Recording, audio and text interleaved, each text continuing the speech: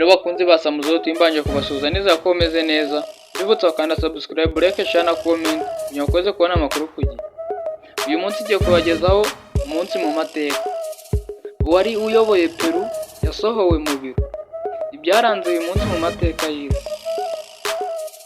Ibintu biba byarabaye kuri iyi tariki mu myaka yashize ni byinshi cyane, ariko kuri uyu munsi naguhitiyemo bimwe mu by'ingenzi bidateze kwibagirana mu mateka y'isi. Tariki ya 17 Ugushyingo ni umunsi wa 321 mu minsi igize umwaka. Hasigaye iminsi igera kuri 44 umwaka ukagera ku musozo. Bimwe mu byaranze uyu munsi, nko muri 794 uwari umwami w'Ubuyapani yarimutse ava Nara yerekeza Kyoto. Mu 1292 John Boyle yabaye umwami wa Essex. Mu 1511 Espanye n'Ubwongereza byashyize hamwe ngo birwanye Ubufaransa. Mu 1558 umwamikazi Elizabeth yitabye Imana asimburwa na murumuna we Mary. 1659 hasinywe amasezerano y'amatora yiswe Independencia hagati ya Espanye n'Ubufaransa yo guhagarika intambara. Mu 1810 igihugu cya Suwede cyatangaje ko kigiye gutera Ubwongereza ku mugaragaro, nyuma ntabwo byabaye.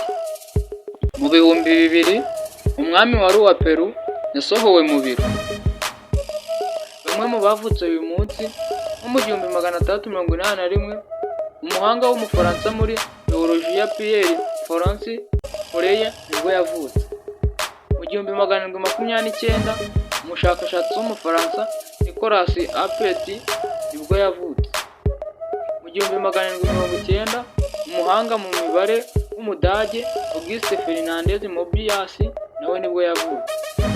Mu 1904 umunyabugeni w'Umunyamerika Isaac Newcock nibwo yavutse. Mu 1937 umunyarwenya w'Umwongereza Peter Cook nibwo yavutse.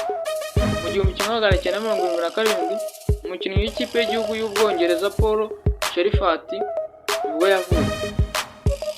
Abitabye Imana kuri uyu munsi, nko muri 384 umwami w'igihugu cy'Ubushinwa Jin Kajid nibwo yitabye Imana. Muri 375 umwami w'Abaromani Valentinian wa mbere nibwo yitabye Imana. Mu 1558 umwamikazi w'Ubwongereza Mary One nawe nibwo yitabye Imana. Mu 1776 umuhanga mu by'ubumenyi bw'ikirere James Ferguson nawe nibwo yavutse. Rero uyu nguyu akaba ari umunsi mu mateka twabagezagaho, mwawugezwaho n'icyongo cya Samuzo TV. Bibutsa bakanda subscribe, like, share na comment kugira ngo ukomeze kubona amakuru ku gihe. Thank you.